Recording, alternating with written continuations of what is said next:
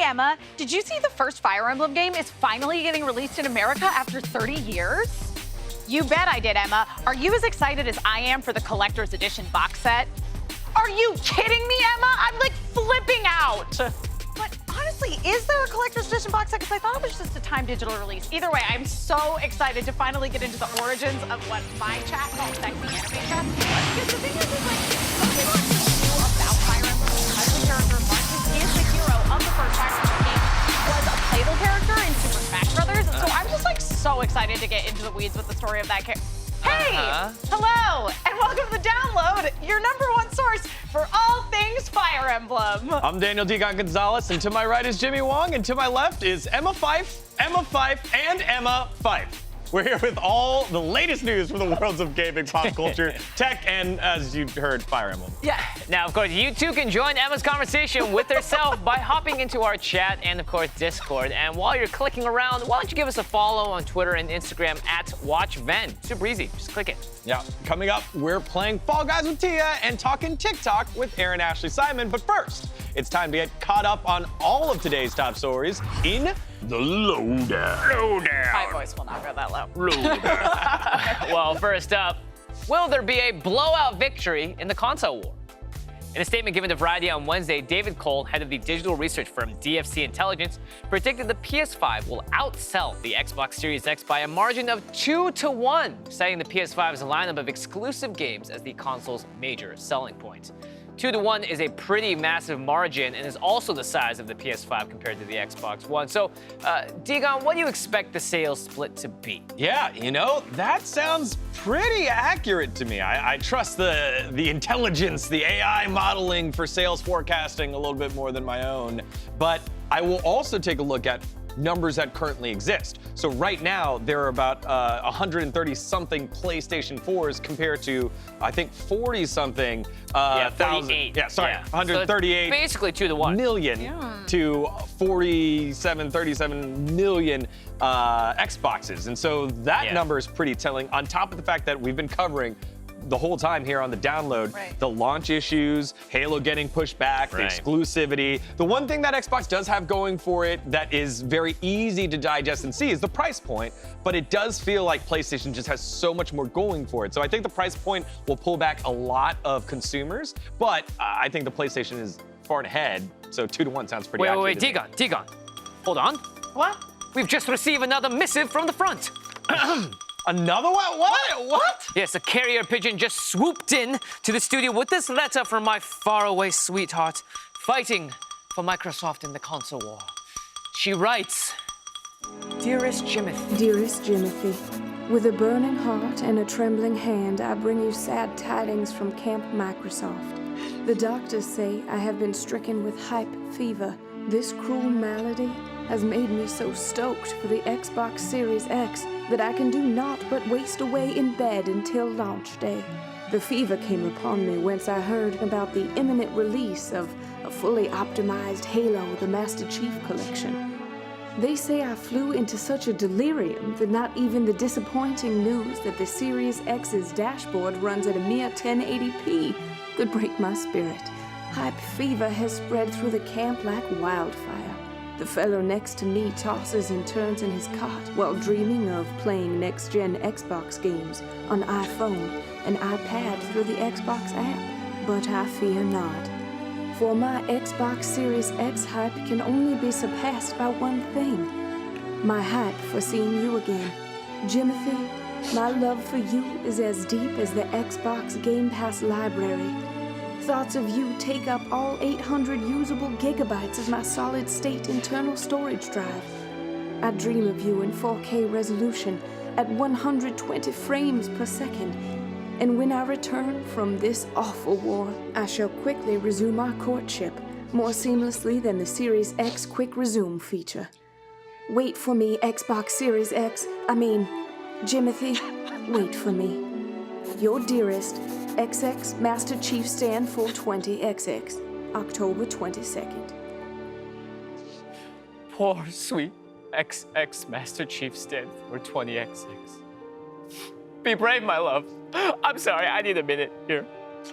Okay, you take all the time you need, Jimmy. Moving on to... Okay, wow. Jimmy, are you okay?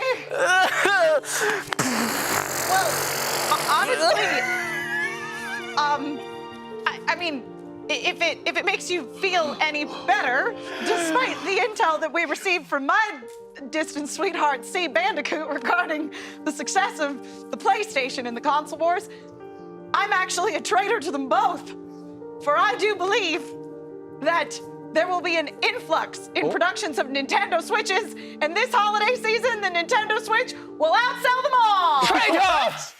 You root for the wrong team, Fife! Actually, you're right. The Switch is killing it with sales, and they probably will keep killing it with sales because it's more affordable. You can do it when you're pooping. That's all you need. Totally crushing it. So, speaking of the Nintendo Switch and old-timey consoles and them crushing it with sales or reselling old games, Fire Emblem, Shadow Dragon, and the Blade of Light was the first game in the beloved Fire Emblem series, but it's never been available in North America until now. Woo! This morning, Nintendo announced that the 30-year-old game is coming to Switch for a limited time only. So obviously, I am like low-key hyped for this game, just low-key. Okay. Good job. Yeah.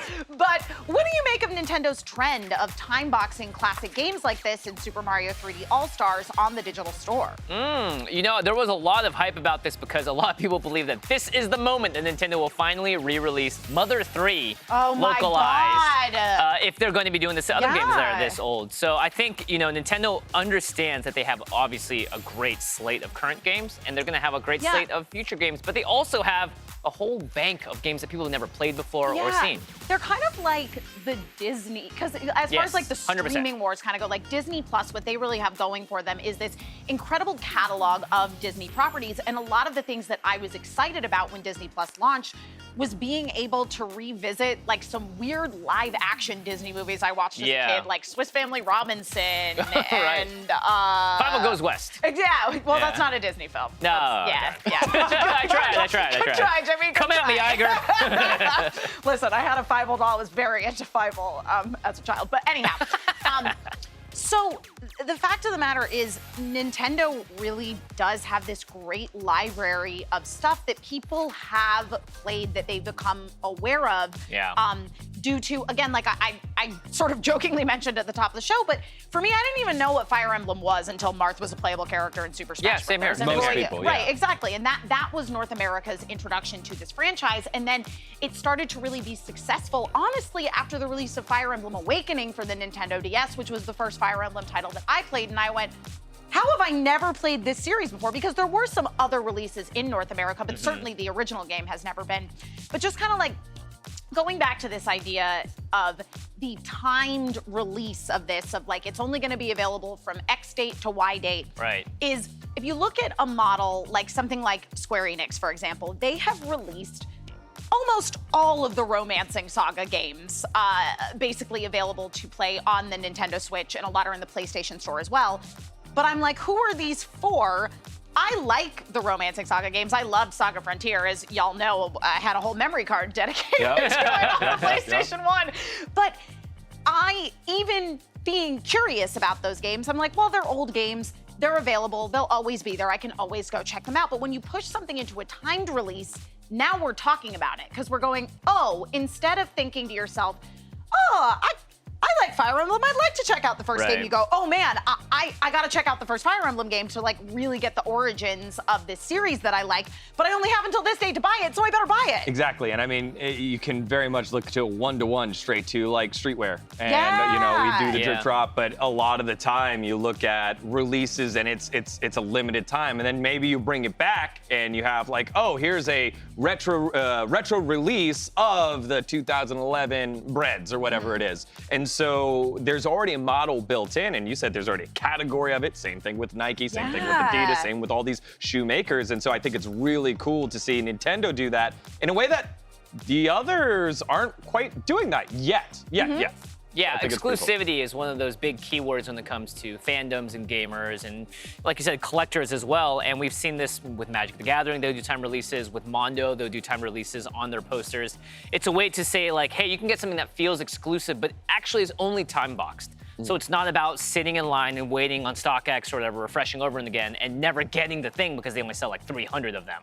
You're actually able to get it. And this is a very, I think, lucrative business model that a lot of companies are clearly turning their eye to, because you get that feeling of like, ooh, I got something and no one else can get it anymore, but because it was only in a certain time period. Yeah, and right there in the chat, we have our vote up on the Megaphone poll. If you want to head on over to venn.tv/play. Yeah. Yes, it is only right now like 50-something% that are like, yeah, Nintendo stand, whatever. But that is a huge player base that is rebuying a game that has already been done. So the production costs there are way lower, way different. So Just I think localization for this version of exactly, it. exactly. And it'll be interesting too because, you know, with any of these games, again, they're literally just porting these old games. That was some of the criticism of the Mario collection, was that it truly was basically just a ROM of the original titles. They had not upscaled or upgraded anything. They literally just took the game and made it run on the Switch. And people bought it. And charged money for it. They totally did. Well, another game that will be coming out is Immortals Phoenix Rising, an upcoming action-adventure game from Ubisoft Quebec. Quebecois. The team that brought us Assassin's Creed Odyssey. Like that game, this one draws its inspiration from ancient Greece and allows players to mix it up with gods and monsters from Greek mythology. Actually, Emma, all of three of you recently got your hands on this game.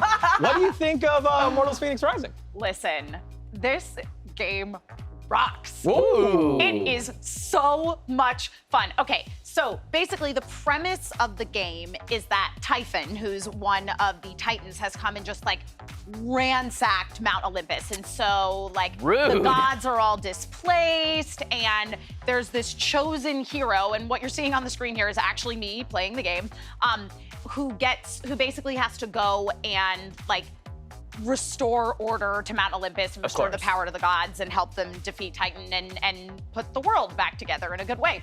So this gameplay is actually from the first demo that I played. So this is one of the times where Typhon was kind of like ransacking the world. But I recently played another demo as well where I actually got to start from the beginning of the game. I got to play around with the character creator, which was super fun, and also get a really good feel of how the game is actually going to play in the long run. So a lot of people, and I gotta agree with this sentiment, are saying, oh, this is kind of a Breath of the Wild ripoff, and it is. Just with Greek mythology. And the progression within it does feel very much like a Zelda game in that they do a really good job of kind of slowly introducing all of the new skills that you get. And that I felt was the real advantage of playing from the beginning, was I got to go through sort of the tutorial and the learning process, and it was really, really fun and easy to learn, but still interesting to master. Oh, this is the most Breath of the Wild gameplay I've ever seen in my life. Oh, totally, yeah. I mean, there's lots of parts in the game wherein basically to get your power-ups, you go into the vaults of Tartarus, and then you have to solve all of these puzzles, which force you to use all of the new skills that you've been acquiring. The integration is just really, really well done. And the thing about it that I actually like the most, aside from the fact that it's really fun to play, is this game is hilarious. It is so, so funny. It has such a great sense of humor about itself. One of the things that they had told us when we did the original demo about a month or so ago was that the narration by Zeus and Prometheus that was in the demo we were playing was not going to be in the final build of the game. But I think every single person who played that demo came back at them and went, this is so funny. You have to keep this in the game. So that when I played the game from the beginning, now Zeus and Prometheus are narrating the entire thing. And one of the really, really funny moments that happened in the demo, I don't really want to spoil, but let's just say that the first time you go into a vault of Tartarus, like Zeus steps in and I was crying laughing. I mean, the game is just so fun to play, and I cannot wait to play the final version of this. Also, as Wesley Wolf did point out in chat, and I was going to bring up myself, right now, there is a playable demo that is available of this game on Google Stadia.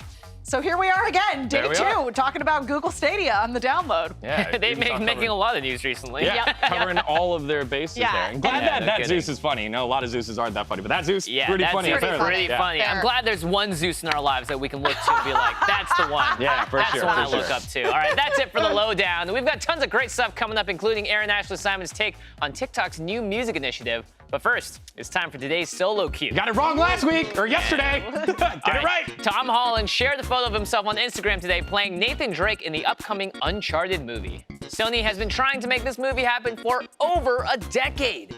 So how many directors have been attached to the film so far? Is it A, 11, B, 2, C, 4, or D, 7?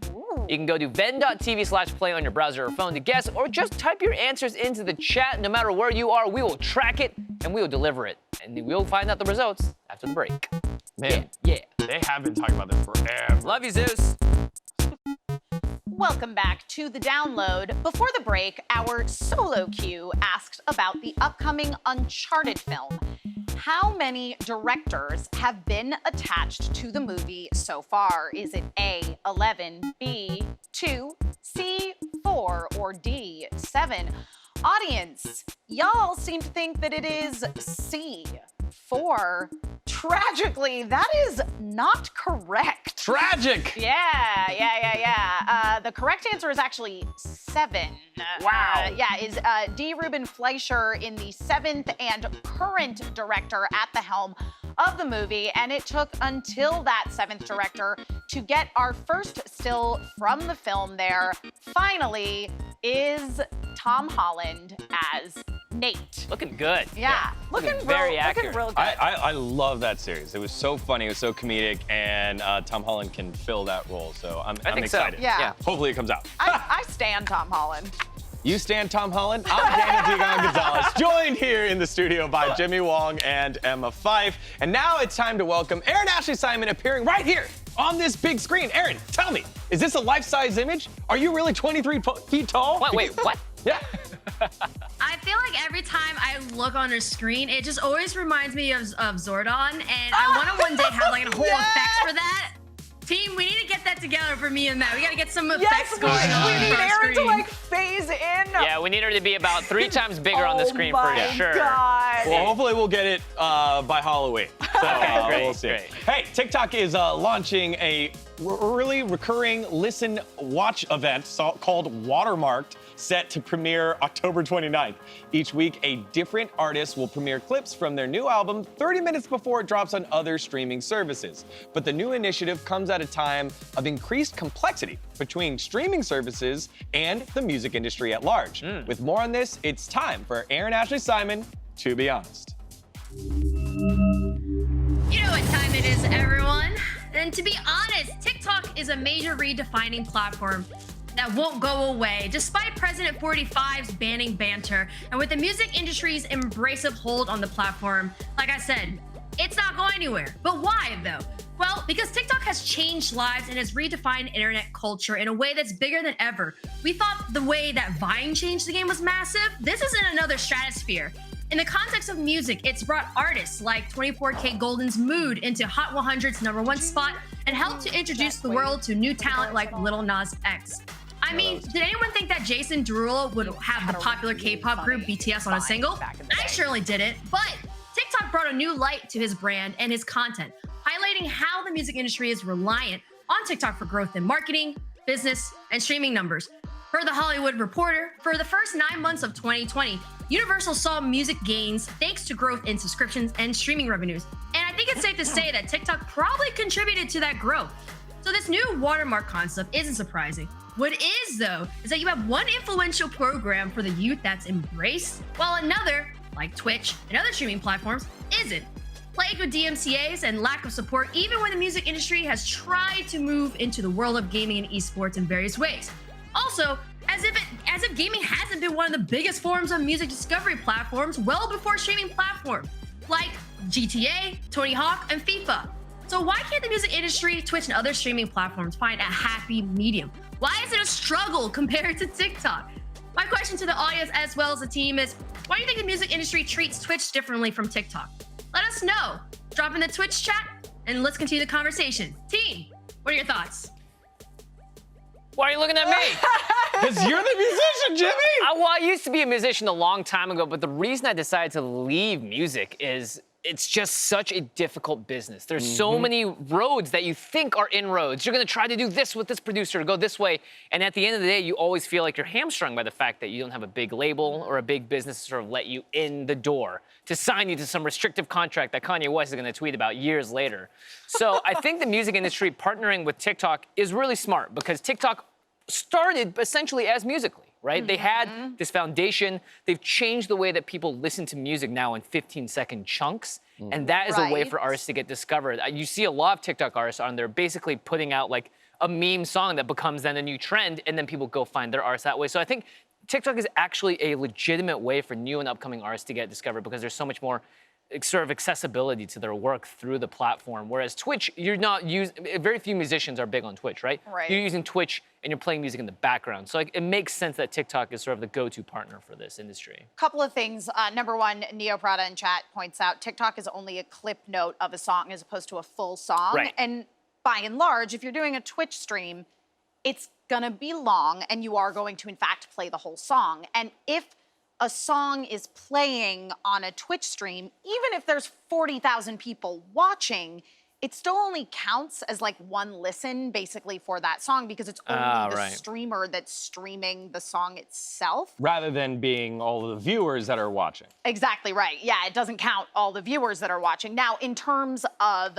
making that music accessible and having it be discovered by a lot more people, that's a completely different conversation. But as far as these record labels actually making money off of this music, I think that's probably a big part of it. And additionally, it's this weird situation right now of the way that music is getting performed live is through Twitch, is through streaming platforms. So it is really interesting that the music record labels don't seem to be able to come to some sort of compromise because all that they're making money-wise right now is through like Spotify clicks and digital sales because there is no touring.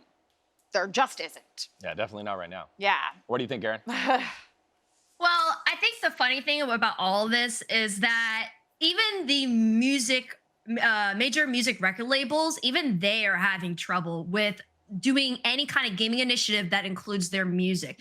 Now, there are certain record labels that have an easier time. Like you have 300 Entertainment that's not confined to the likes of Warner, and they have a little bit of an easier time to stream their music. Also, Monster Cat is another one that doesn't really have struggle as much. But it's interesting how they even have problems with having streaming kind of events that are integrated, has their music integrated into it because of the Copyright Act. Ultimately, that needs to change and it needs to get updated with the times. Like the same way that we interpret the Constitution and other legislation in the context of now, the same should be done for this Copyright Act. And it's going to have to change, especially since everyone's relying on digital right now. There needs to be a middle ground at some point. Yeah, well, music law seems very, very complicated. It is old, and hopefully it'll get updated soon. Big hope. Big hope. London-based Guild Esports has acquired a new Valorant team, which means it's time for esports. Woo! But after the break. Yes, you'll just have to wait until the download returns. Don't go anywhere. I do love me some esports. Clicking on some heads, Dgon. Let's do it. Click, clack. Trip drop. Wait, wrong segment. Wrong segment. VENN believes voting is one of the most important things anyone can do. So we're teaming up with Gamers.Vote and MTV's Vote for Your Life ahead of Vote Early Day for Fall-O-Ween, a celebrity Fall Guys tournament featuring NBA stars, esports organization 100 Thieves, and many, many more. $40,000 in prizes will be awarded to teams' charities of choice. So tune in Friday, October 23rd. That is tomorrow, our loyal viewers, at 4 p.m. Pacific, right here on VENN. Yeah, I'm here for the speedrunners. Speaking of competitive gaming, esports has been popping off this week, so you know what time it is. Woo! It's the Outplay. Let's get right to it. Guild Esports has been making waves recently with its financial backing and inclusion of soccer superstar David Beckham in its ownership group. This week, the team signed members of the Valorant squad previously known as Bonk, joining their Rocket League and FIFA teams. Aaron, Guild Esports has the financial backing and celebrity backing, but are they doing things the right way in the esports world? I mean, I don't really feel comfortable when esports organizations are banking on building their brand off of a celebrity. It may not be the smartest. I mean, esports as a whole, there's no return on investment right now, and it needs more of a sustainable model all across the board. So it could either be a really big hit or a really big miss. And there's short-term gain with celeb status, but right now we haven't quite seen a full, like, long-term success when it comes to branding esports orgs around it. Right. Well, I don't mind it too much yet because the esports that they have invested in feel like low-cost investments. Rocket League doesn't cost you a ton, and you got to be relevant, and their team has been relevant in a lot of the European matches so far. Plus, picking up another European team in Bonk, I shoutcasted them in one of the early tournaments of Valorant, and they had a fantastic run. Bonkar, who is the captain of the team, has played in Ninja Pajamas before, has been around the block for a while, so I feel like you got a bunch of veterans at a lower cost in an esport where prices are not inflated yet. And then FIFA players, again, usually don't cost as much as Overwatch, League of Legends, Counter-Strike, Call of Duty. Those are the big ones, so for now, they're building their brand and getting some goodwill. On Tuesday, a number of NBA 2K players received invitations to an upcoming international tournament event organized by none other than USA Basketball, the organization responsible for the US Olympic basketball team. There aren't quite a ton of details yet about the event itself, but we'll certainly be keeping an eye out. Aaron, what makes this a landmark moment for NBA 2K Esports?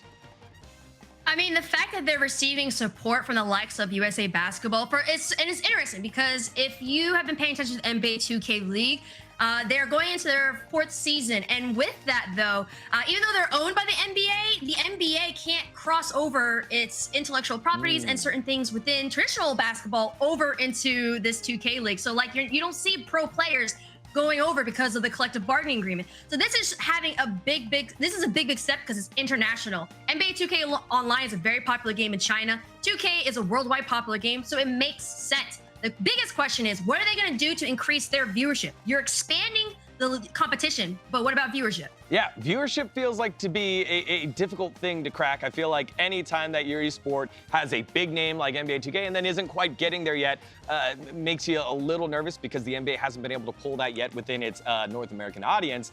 I'm also slightly worried because USA Basketball at international events, until they started using their power stars, have been a little bit of a struggle. Think back to the Olympics when the USA lost to Spain, lost to Argentina. They're opening it up now for possible more NBA 2K virtual humiliation. It's kind of scary. All right. With the 2020 Overwatch League season drawing to a close, that means it's time for free agency to begin. Dozens of players from across the league are moments away from being free agents, which means things are about to get a little nuts. Aaron, what are the most impactful free agency changes so far this offseason in the OWL? I mean, even before we tap into that, I think that we need to note the fact that COVID is impacting free agency in so many different ways, right? It's a very unique contributing factor now. And I'm really curious to see how it pans out because players are possibly going to be making decisions in terms of where they want to play. And then also there's an overall conversation around how is COVID impacting financially the leagues and how they're adjusting. So I'm actually curious to see which players will move maybe closer to home, if some may move far away, or if this is a determining factor at all for them. Yeah, for me, I'm looking at two major organizations. You look at Dallas Fuel and the London Spitfire owned by Cloud9. These are two teams that are doing complete changes here. And part of it could be the fact that you want to have more regionality because of COVID. So London Spitfire, based in London, was mainly a Korean team, now looking for mostly European players, and the Fuel have needed to recharge for a little while. One more team that you want to look out for is the NYXL.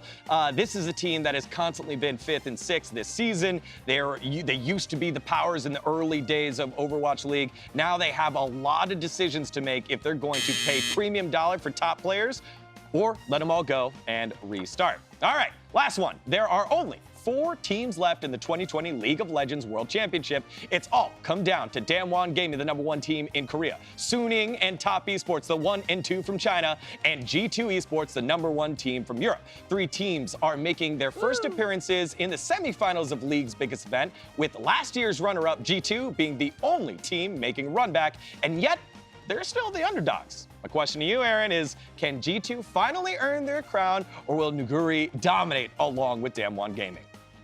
Oh, man. I mean, we talked about it before, how this Worlds it's the battle of the top laners, right? And Nuguri is the most innovative and dominant top laner in the world, in Worlds right now. And I'm sure we're going to see it transpire even more. Plus, Damwon, they've been having such a top performance all around as a team. So this is not going to be an easy peasy role for G2. I mean, I know Carlos put out kind of like that call for support even from North America. It's kind of like a nice little play because we struggle entirely, but yeah. It's definitely going to be an uphill battle because you got Showmaker and Canyon in the mid to juggle for Damwon Gaming. But in their match against Gen G, where I picked Gen G to win in the quarterfinals, one of the top teams in Korea, G2 showed up, and they showed up big, and it was through their stars, Perks and Caps. Caps, the mid laner, the young prodigy. We did talk about mid laners at the beginning. We talked Showmaker, we talked BDD, we talked all the mid laners there, but we also brought up Caps, and he's elevated his game to another level, and these guys coming back is going to be huge. Yeah, definitely. Big thanks to the Outplay crew for another amazing esports segment. But let's dig a little bit deeper into Worlds with our esports fantasy update powered by DraftKings. To tell us how to take down the cash with their own World squad, let's welcome in Rob Reforge Gonzalez. Thanks for joining the show. As always, Rob.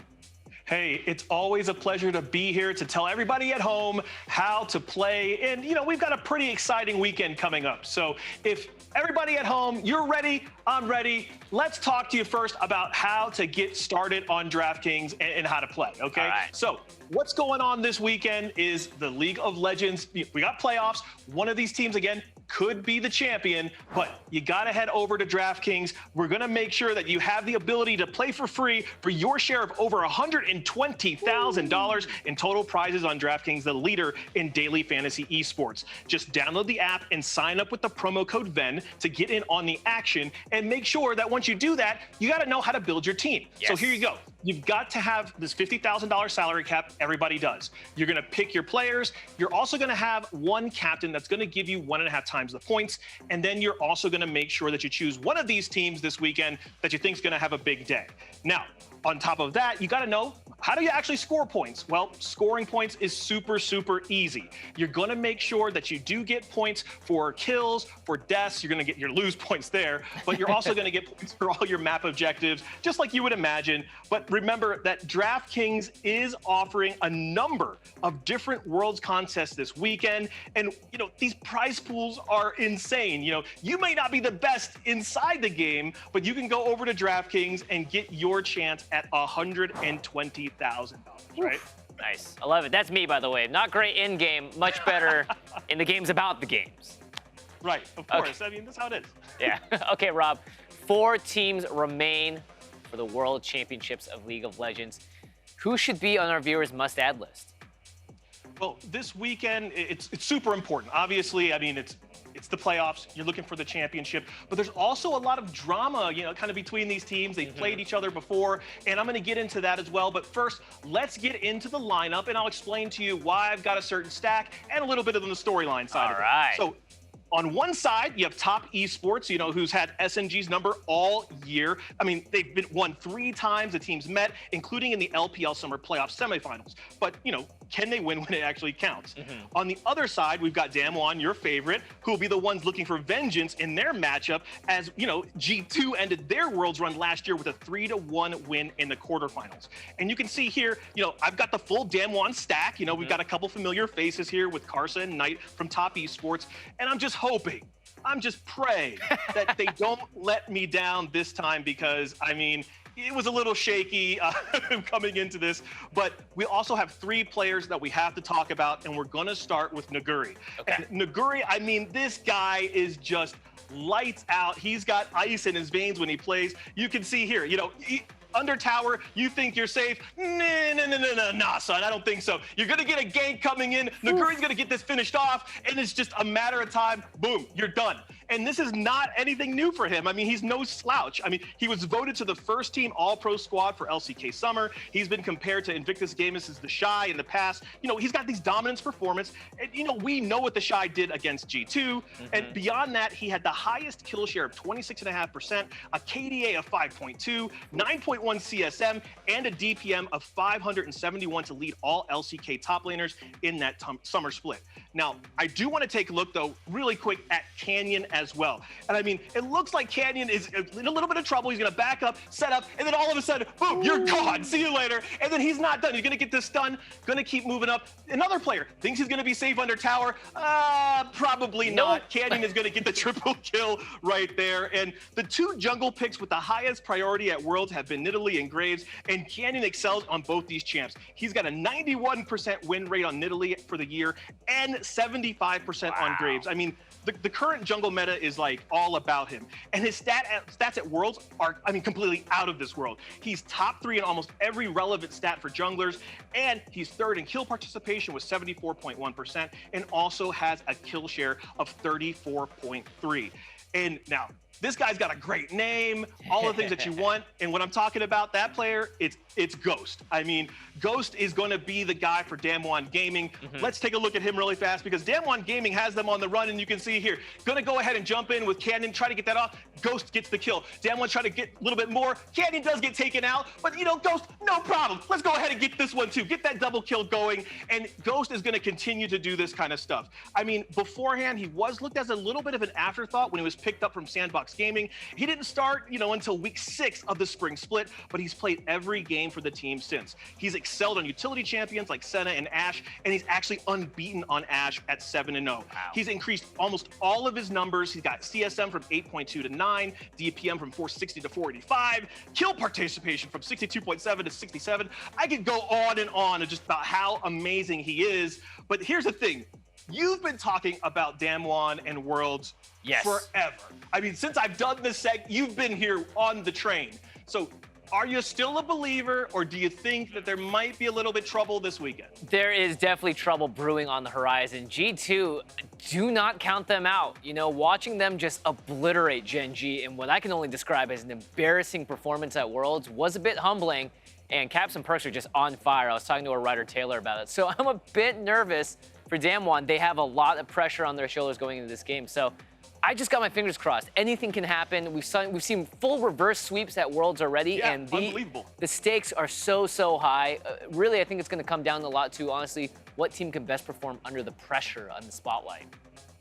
Yeah, and I mean, we always know that this is a big stage. There's lots of pressure, and for me, it's having that Michael Jordan moment. It's being able to take your team on their, on their back and just do big things to little people, right? You know, let's just do it.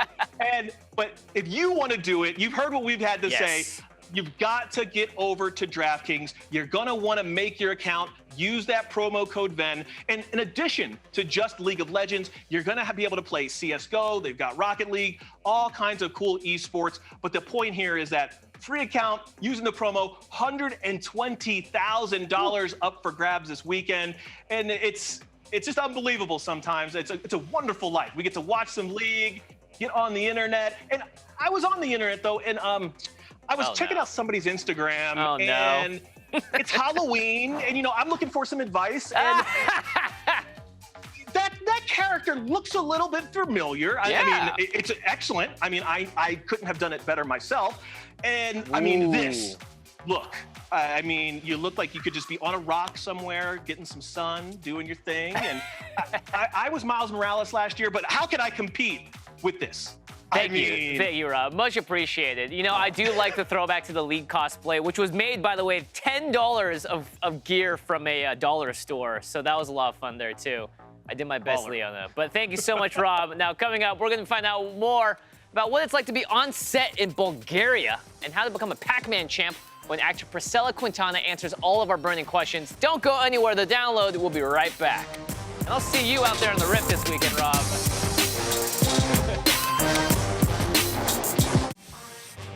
welcome back to The Download. We are joined today by actor and star of the CW's epic sci-fi adventure series Pandora, which premiered season 2 earlier this month. Woo. She also stars in Freeform's drama Good Trouble. Put those cat jams in chat to welcome Priscilla Quintana. Welcome, welcome. Hello, Priscilla. Welcome to the show. Thank you so much for joining us today. You've done what many people have dreamed of doing, and that's getting the heck out of their house. How was going from quarantine here in the U.S. to life filming in Bulgaria? It was polar opposites. I mean, I'm still not used to how crazy it is here. I keep getting yelled at because I keep forgetting to like wear a mask to the bathroom in a restaurant or something. But over there, it's so contained that it almost is just like normal life, really. So it's a little scary over here. Yeah, definitely a little scary. And one thing that was different for you were the conventions, right? So sci-fi convention, Comic-Con, all of those. And you have had a wide range of roles. So for me, like, what is it like to have passionate fans like in the sci-fi genre, but then also you're in Good Trouble, which is like just a fantastic drama. Like, what is that like having a wide range of fans? I love it. Oh my God, the sci-fi fans go so hard for their people. It was so fun. I loved Comic-Con. People told me that I was going to be crazy. And I was like, okay, I can do crazy. It was insane. Like the energy that those people had and the hugs that I got was just so, oh yeah, I see the video there. Yeah. Amazing. I want to do it again. It wasn't the same on Zoom, I'll tell you that. Yeah, I was going to ask if you'd participated in some of the virtual conventions that have been happening and what your experience with that was.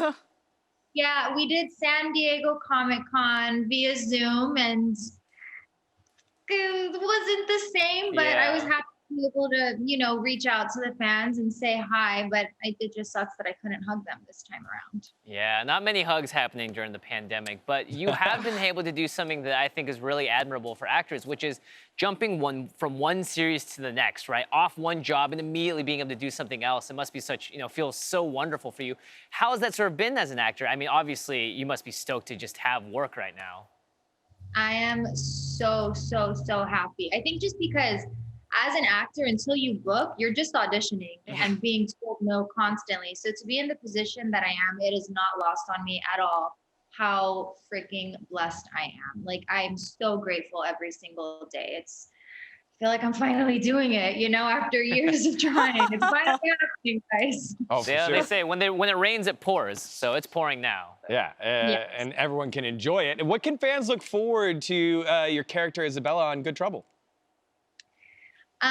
Isabella, she's not everyone's cup of tea, and that's okay. The show's called Good Trouble for a reason, and I think that she brings the trouble part of that. She definitely stirs some stuff up in the coterie for sure. Very nice. All right, so we hear that you are a Pac-Man aficionado. Yes. How did you hone your skills?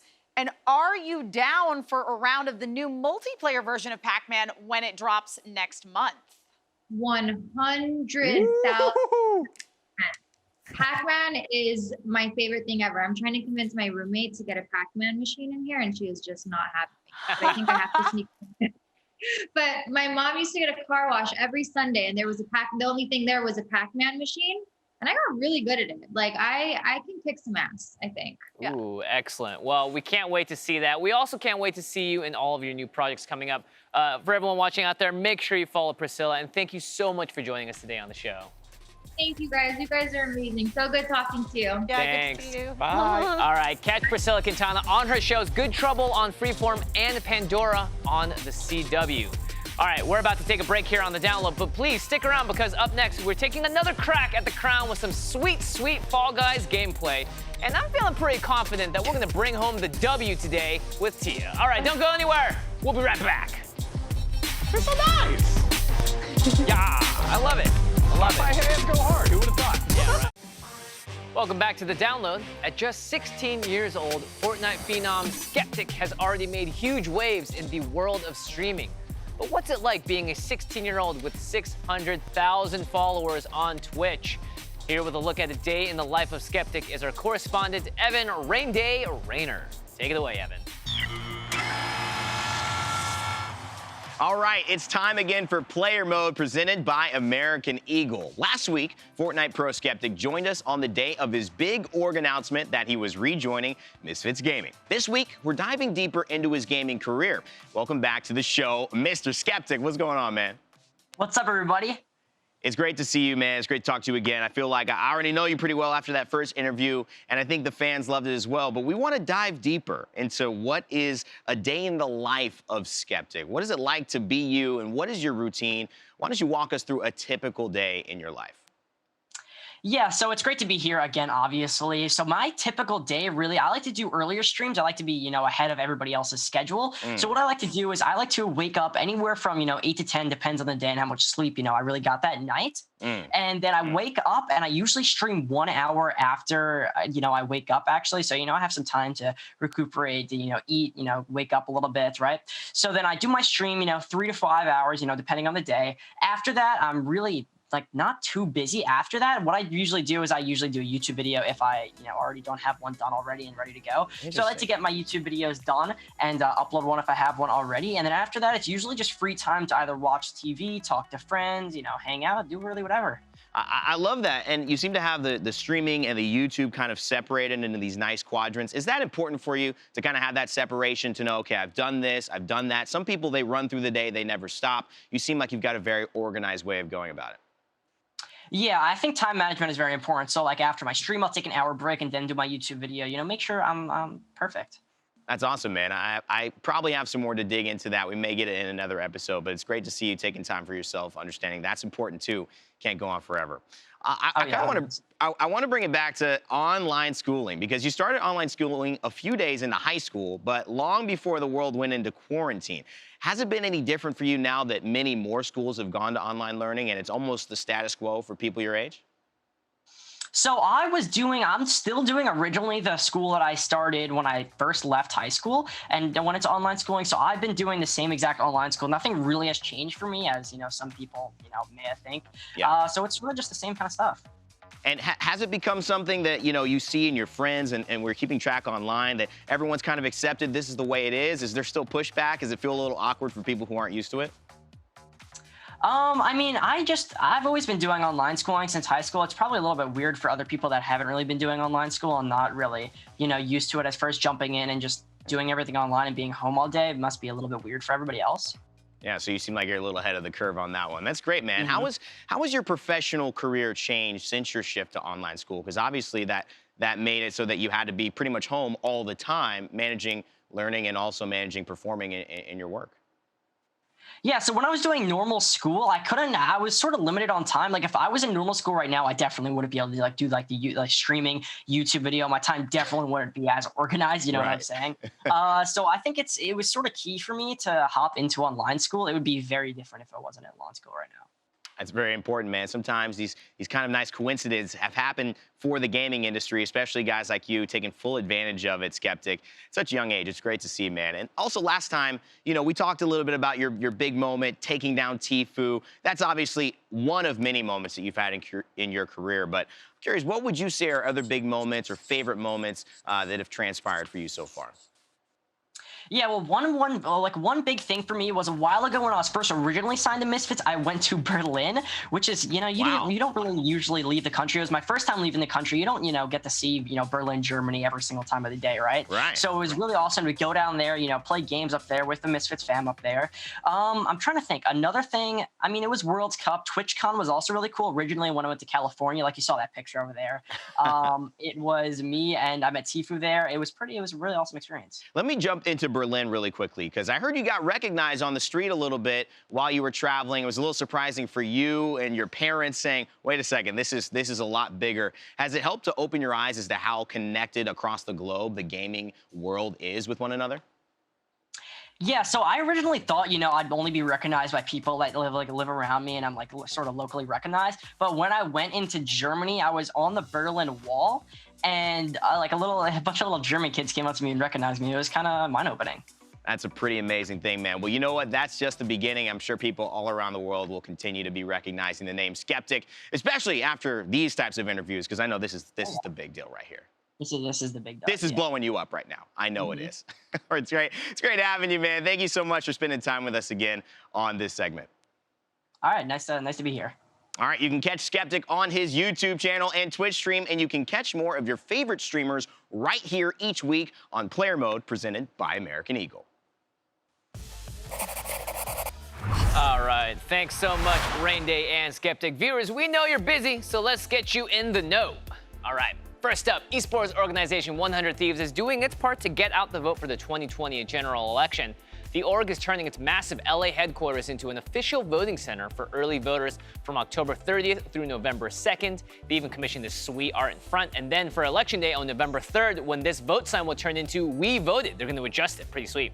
You can also help 100 Thieves get out the vote right here tomorrow at VENN, because tomorrow we are teaming up with MTV's Vote for Your Life and Gamers.vote to host Fall-O-Ween, a celebrity Fall Guys tournament featuring FaZe Clan, NBA stars, and way, way more. Even some of us talent here at the network. $40,000 will be up for grabs for charity, so be sure to log on to VENN to check it out. The event kicks off tomorrow, October 23rd at 4 p.m. Pacific. Let us know in chat if you're going to be there. Now, to warm everyone up for the event tomorrow, we figured we'd play some Fall Guys ourselves. Tehya, take it away. Yes, I have taken it. That's right, Jimmy. We were so pumped for Fall-O-Ween, we couldn't resist sneaking in a game ourselves right here on the download. So Dgon and Emma are here with me, so let's start the game. Woo! All right, let's do it. All right, Let's do it. let's get to it. All right, we're dropping in immediately, but I'm ready for Dgon to get that W. specifically Dgon. Dgon, you gotta carry this team because it's been a minute since I played Fall Guys. Well, actually, it'll be a good test, right? Because in the tournament tomorrow in Fall-O-Ween, there's going to be 10 teams, and you get points based off of how far all of your teammates make it. So the further you go, the more points you accrue for your team. And so if you get a crown, that's great. You'll get extra points for that. But it also could mean, like, hey, if we all get past round 1 and round 2, we accrue more points throughout. We'll get into the specifics tomorrow, but it'll be a good practice. Like we'll be doing that and participating tomorrow. So I can get a participation award, is what you're saying. I'm looking for you to get a participation point. Yeah. We need the participation points, but we got to get past the first round. Okay. The qualifiers. All right. Yes. That's always, I feel like almost it's maybe the hardest, because if you make it past the qualifiers, then you typically can last a little bit longer. Yeah. But if you just if you don't make it, you literally lose. So there's that. Sometimes it doesn't work out. Sometimes you got to lose to win. Oh no. Is that how it works? Okay, Jimmy's yelling in the back. He's like, that's not how it works. Here we go. All right, so on this one, same as the old one. Yep. This has the spinner, so you want to have the spinner hit you first. Okay, so go ahead. so can I tell you that one time I was playing Fall Guys, and I was playing this level, and there was a cheater. This was before Yeetus and Anti-Cheatus, came and joined the game. Oh no. And I like flew across the whole stage. It was honestly not terrible. Oh god. Oh boy. I gotta get to a place where I can get on my feet and jump, or this works too. Hey, there we go. All right, how we doing, everybody? I'm looking backwards to see y'all. How we going? Oh, What? Did you hear that, guys? No, he's I'm looking backwards. He's like, looking back to see you guys. I'm just cameramanning, that's all. What if we're ahead of you? I'm in. We're not. Yeah, we're not. Hey, but what if? But what if? You know what's really cool, guys, what I was thinking about with the whole Fall-O-Ween event is the fact that it's just such a dope initiative. Yeah. Like, to get people like us, like gamers, like younger people, like in it, really like I just think that's so, oh my gosh. People who might not like, it's just Oh boy, I fell. No, I actually got, here we go. So I was thinking about the AOC playing, Among Us yesterday, or 2 days ago now. Oh God. All right, listen, Fife, we're gonna try a different strategy Emma, here. like I read this article on the Thrillist. Oh my Lord, I'm being whacked for, okay, goodbye. I read this article on the Thrillist that was like saying that it got like 500,000 or almost 500,000 like live streams. Wow. Yeah. It was crazy. Oh God, I was almost there. All right, guys, I'm playing defense. I'm, again, holding people back at the jump point. I'm not making a lot of friends right now. Why can I not make it? Oh, You're not making friends right now? Yeah. All right, Dgon, I'm there. You made it? I'm Okay. there. Yeah, Oh, no, I'm not going to make it now. I might not make it. I might not make it. I might not make it. Oh, gosh. I'm like not having I don't think I'm going to make it. No! What? Oh, if I make it? No, I'm not going to make it. I'm not going to make it. I believe in you all. I'm not going to make it. Oh, don't let me make it. oh my gosh. Dgon did, in fact, make it. All right, who? That's teamwork, baby. Oh, my heart. I was like, round one elimination. All right, hey, did you make it? No, I didn't Did you make it? Yes. All right, cool. Okay, 2 out of 3. That 2 is- out of 3. That is great. Okay, cool. Oh, my goodness. Sweaty pot. I kept dying to the big circle thing. I kept trying to get through. Whirly gig is not a strong level for me.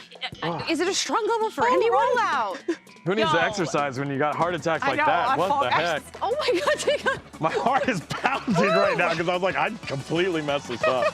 It's okay, All right, you all see right, I it. was trying to help out his team, and he almost took one for the team. Yeah. In like Yeah, I promise. like took too much for the team. Yeah, we took a little bit too much for the team here. All right, so this one is the spinny one, Yep. of course. You would just want to stay on the course as long as you can. And stay away from other people because there's some mean guys that like grab you right along the edge. There's nowhere for you to go and you fall No, off. they're the worst. I've definitely had people try to kill me on this stage before, like in a not nice way. Oh, no, no. I just stand up, self. Yep. I just want There some we go. good, clean fun. I wonder if Stop it! anyone in Oh the my God, tournament this guy's tomorrow. trying to kill me! Oh no! Where are you? I'll come help. I'm on the far end. Okay. I'm curious I'm if okay like now. anyone in the tournament is going to be like a mean guy. I wonder if we're gonna see any like Any new guys and Fall Guys? Yeah, any mean guys and Fall Guys. Yeah. I'm curious. Do you guys have any predictions on like who might end up taking the crown? Yeah, so for me, I think I said it on the break, like the speedrunners. Graham Pooh Bear is a known speedrunner. He's a fantastic community figure. And I think they'll find a way to be competitive while being nice guys.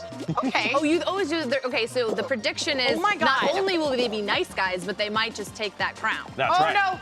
I like that prediction. Oh, I made it. You guys, Yeah.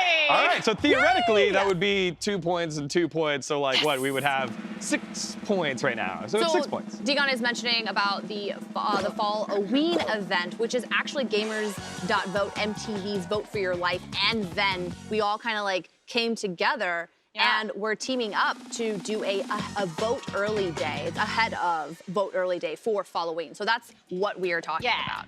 Super excited, actually. Oh boy, Hoopsie Legends. All right, so this is one of the new ones. Yes. It is a free-for-all. And so hoops will drop in, very much like the team hoop game. Right. Except you are for yourself. And this is one of the newest features in Season 2 of Fall Guys. You can move these ramps around. So the ramp's on the ground, you can push it, but if someone decides to get on it and, you know, take all the, the audits of your manual labor, they will do that. All of the bonus of your manual Yeah, labor. there we go. I'm gonna... I feel, oh my gosh, look, it's Sonic. There's a gold ring. So a gold ring, I think, gets you immediately to the next round. Oh, wait, really? Yes, but unfortunately, I don't... The platform we're next to isn't moving, and I don't think you can jump into it. Like, oh, this guy's gonna do it. Oh, Sonic! Yeah. No, Sonic is so close, but so far away. Oh, they're grabbing each other. I wonder, okay. No, see, like, no one's gonna grab it, right? Yeah. So you could theoretically just be... Wasting your time the whole time. Yeah, you could be wasting your time, or like, oh, see, this guy's helping me push it. Red guy's trying to get close. Yeah, I have not. Everyone's thirsty. Yeah, everyone's thirsty for this one. While they're figuring out the whole gold ring thing, I do want to take a quick mention with Fall-O-Ween. It's going to be a star-studded roster. Ooh, yeah. Yeah, it's going to be like professional athletes, streamers, musicians. I'm terrible at the ring and they're all level competing anyway. against each other. I think it's going to be super fun. I'm excited. It's going to be like me, Emma, and Evan. I think we're going to be on the couch. We're just going to be like chatting up a bit. It's going to be fun. Yeah, you guys will definitely be chatting. Dgon and Dash are going to be like casting and doing all of like truly like this is going to be like an Dgon, I'm excited for your career as a professional, you know, very serious Fall Guys caster. Oh yeah, Very this is the serious. pinnacle of everything that I've been waiting for. Yeah, truly the dream of one Daniel Dgon Gonzalez was just to professionally cast. The stars align for that very moment. It's like Slumdog Millionaire. Like how all of these moments like magically combined. This is Dgon's moment. Yeah, this is my moment to shine. Oh! Yeah, again, this is the same round that I think when we showed off the game. Someone got through the gold. Someone got through the gold hoop. Yeah. No, what? Emma! Please, can I do it? Go, Dgon! Did you do it? Dang it! God of Zeus or Zeus God or whatever. Oh God, You're so funny. All right, Two more rings, Dgon. Got two more. Two spots left. Two more. You got Two this. more Do this slots, for two the more download. rings. Oh God. Oh, okay. It's okay. It's okay. It's okay. I'm sure they're going to do better tomorrow at our Fall-O-Ween event, Exactly, right? yes. See, Tomorrow. Dgon, you're casting the event. You're like the Fall Guys expert, but not actually at winning Fall Guys. Although we will say, Dgon is pretty good at this. Yeah, he's pretty good. He's pretty good. I got yeah. 0 rings. All right, guys, make sure to tune in tomorrow for Fall-O-Ween. That was fun. That was really, really fun For time. sure. What time's it at tomorrow? So tomorrow it is happening at 4 p.m. Pacific. Do not miss it. And I'll see you guys there. All of us will. We'll all be there. Yes, exactly. We've got to put away all the PCs for the weekend, so it's time for the download to take a break. When we return, Dgon continues to get good at Madden. I need a lot of coaching. Someone took Steve's meat. Find out what we mean when we return. Oh my gosh, it's meat! Who's Steve?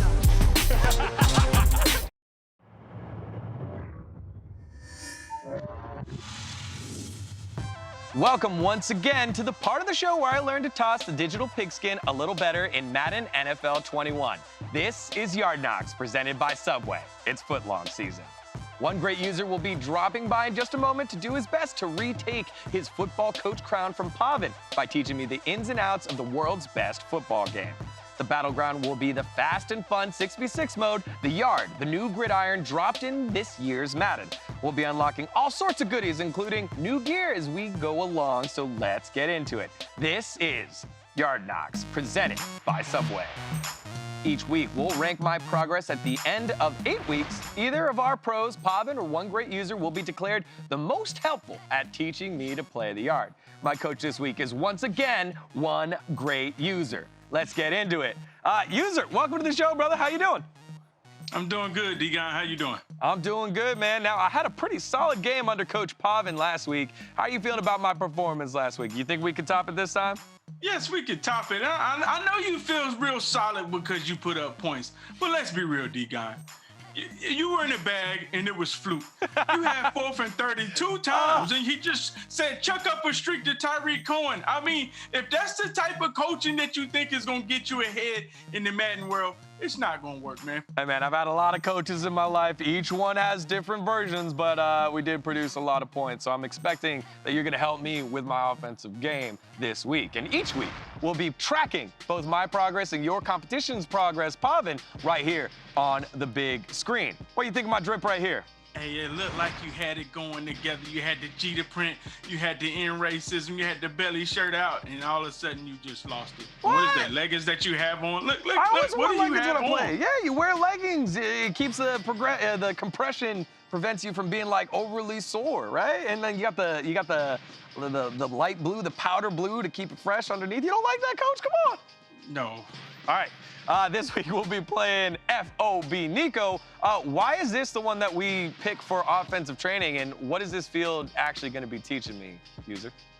Well, this is offense. You have, I think it's 3 drives. Yep. Well, you have like a first down and like 1st and 10, and then it's going to automatically progress if you succeed. So hopefully we don't fail and we can keep succeeding at this task, but it's strictly focusing on offense. All right, so I got quarterback safety like we've done every single time.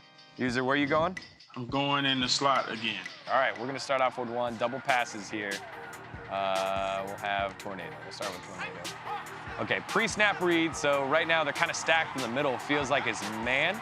Not gonna have time to motion you too far. Gotta snap the ball. It is, man. All right, here we go. So in-man coverage. I gotta throw it short here, and I'm gonna try to juke him out. That's you. Oh, Here we go. I'm lead blocking. Ooh! Go ahead and get it in. Yeah! All right, one drive, one score. Nice and easy. That was intentional, right? Yeah, real easy. Hey, I thought once again, I thought that was you. Then I had to catch myself before I went out of bounds. All right, come on, Coach. You know what it is. It's always going to you first. That running back swing. All right, 1st and 20. So a little bit further back this time. Okay, let's get you in motion. So send you in motion, see if it's man or zone. He follows along, and it's close. Feels like it's man. I might just run this one. All right, here we go. I'm throwing to A right away. Nice catch. There we go. That was good. I mean, you threw it in the coverage, but it was good that you got the ball out your hand. You saw the pressure was coming. All right, going with red zone attack. I'm gonna motion my RB1 out a little bit. Okay, go ahead, move. I'm going on a streak. All right, going streak. Here we go, no follow. Follow a little bit, snapping the ball. Here we go, looking at user, chucking it up. Yes, sir! Yes, sir! Woo! Let's go. And so obviously we saw that was in man once again, and we just beat them on the motion streak. One of the easiest man cookers in Madden. It's been there forever. There it is, motion streak. All y'all at home trying to figure out how to beat man coverage right there. Get a little bit of space using motion across in the pre-snap, and then you're able to cook them. All right, motion across. No movement. What does that mean this time? This is zone. This is zone. So you should need to look at those two safeties and see whether they go cover 2. Safety slides on over. Gonna try to pass it over to that player that was on the cross. Wasn't able to get it to him. My bad, my bad. What they played right there was like a prevent. Everyone dropped straight back. Okay, 2nd and 24. Movement across. He follows. Must be man. This could be man or it could be a cover 1 man. Okay. What you running? Post to the left. Okay. Post to the left, underneath. There it is. Coach with the jukes, able to get us a good chunk, 18 yards there. 3rd and 6. That's a lot of foot-long stubs. If you stack them all together, I think that's 18 foot-long stubs, right? All right, after a delay of game penalty on me, I didn't snap the ball. 3rd and 11. Coach moving across. No movement. Send that the dude, the outside receiver on the right. Send him on the street. All right, he's going. In the red. Yeah, there you go. So you can always audible plays in the middle. And so Coach calling that audible right there. We're sending them. I'm throwing the running back. Look at A. Oh! A's gonna be naked. A was wide open. That was on me. Coach called it. Okay, hey, 4th and 17. We got to call some big stuff here. I'm calling the streak on the outside. I'm streaking. All right, here we go. They're playing cover 2. There you are, open over the middle. Woo! There it is, there it is. Streaking right over the middle. We called the defense right too, right? Correct. So you noticed that they was in cover 2. You saw the safety split, and you saw as your immaculate receiver saw the safety split. He ran straight down the seam. You also have to have smart receivers to run the right routes versus the right defense. Yeah, well, my slot receiver and coach making the right call there. All right, probably looking at wide to come across the field. There it is, coming across the field. Dart, touchdown, baby. Coach, you're making it too easy. It's easy. Too easy. Let's do the Macarena right there. Woo! I can't do the backflip. It's easy. And you know, we did get the 1 4th down. Unlike last week with Pavin, you got the multiple 4th and 30s, you know. All right, let's take a look at the results. I scored a total of 18 points, so all 3 drives we scored a touchdown in this iteration of the yard. Thanks, of course, to users' help and expertise, my man. Thank you so much. Appreciate it. Oh, no problem, man. You're getting better. You're getting better. What I really like is that after you snap the ball, you was able on that 4th down. It was a very clutch situation because it's 4th and 17. Most people, they be sweating and shaking in their boots, but you sat back there in that pocket, you snapped the ball, you looked at the safeties and said, hey, this is cover 2. And you trusted me to run down the seam and you hit me wide open on 4th and 17. That was clutch, man. That's why I say I see your progression. You're getting better. Coach, thank you so much. This has been Yard Knocks presented by Subway. Tune in next week as Coach Pavin will have his chance to take an even deeper look at my offensive game and improve my Madden chops more than User just did. Thanks a lot. All right, thank you, Dgon, and thanks, User, for helping Dgon suck a little bit less at Madden. We're taking a quick break here on the download, but when we come back, Civilization 6 just got a free update today, and I hear it's rated R. Find out all about it when the download returns. It's a good one. Oldie but a goodie. Suck at Madden. You're okay. You're right. Welcome back to the download. It's time for all the stories you didn't have time to read. It's TLDR. Minecraft fans rejoiced when it was announced that Steve would be the newest fighter in Super Smash Bros. Ultimate. Yep. Some rejoiced. Yeah. But his victory screen gave some people some pause with the inclusion of an ill-placed piece of meat. Well, that didn't look exactly family-friendly. Fortunately, or maybe unfortunately, the latest Smash update has changed Steve's victory pose, which now features 100% less beef jerky. Yeah, definitely. Yeah. PG. Well, right now, I mean, you're seeing the correct one on your screen, and it looks like he's just biting his nails, and then surprise! Surprise! Hey. Yeah, he finished the meat. Oh, that's what it is. Finished the meat. Yeah, he was really hungry. So I I buy it. I mean, I can relate, fix. right? I'm super hungry like Me all too. the time. Yeah, I hold my tenderloin by my groin. Oh my gosh. Get to the next one, please. I somehow rhymed it. I somehow rhymed it. Stop me, I can go You on. hired me as a writer. My turn. Avast, ye mateys, make fast the rigging and hoist the Jolly Roger. For pirates be coming to the shores of Civilization 6. Starting Tuesday, a new update will let ye land lovers sail under the black flags of the 4 different pirate factions in a 60-round multiplayer scenario. The update is a free one, but the pirate earrings still cost ye a buccaneer. So you can play as pirates now in this new game mode in Civ 6. Who's excited for that? Well, I like pirates. I like pirates. I thought it was a pretty good accent. I've never played Civ 6. Oh, really? okay, Civ 6 really? is great. It came out free in the Epic Store. Since then, I've been hooked. I never played like a RTS like that, but it is really fun how much emphasis they put into each civilization's like history and background. And I think that's super cool to kind of get a history lesson while you're having fun. Exactly. Yeah, there is so much history packed into it. All right, hey Emma, what do you say to a pirate on his birthday? I don't know, Jimmy. What do you say to a pirate on his birthday? Well, you say, Happy birthday, Dgon! Yeah! Look at this! Oh my god, the jet one. Dgon, go model my cardigan! Yeah, big shout out to Gonzo for finding Dgon's baby boy. Okay, no, right no, no. there. But also, we can now observe in its full glory that we have cardigan and Cardigan! Get up there, Dgon. You are the cougar that Cardigan is holding. Oh. Yeah, there you go. Yeah. I'm trying to get out of the way. Is this it? Yeah, that's it. Did I do it right? That's it right there. All right, Oh great. my god. Which one am I? Happy Jimmy birthday. holding me? It's Dgon's birthday this Sunday, so if you see him on social and chat, or if he's streaming, please follow him, wish him a happy birthday. According to the Dgon that's holding the lollipop, he's turning 6 years old on Sunday.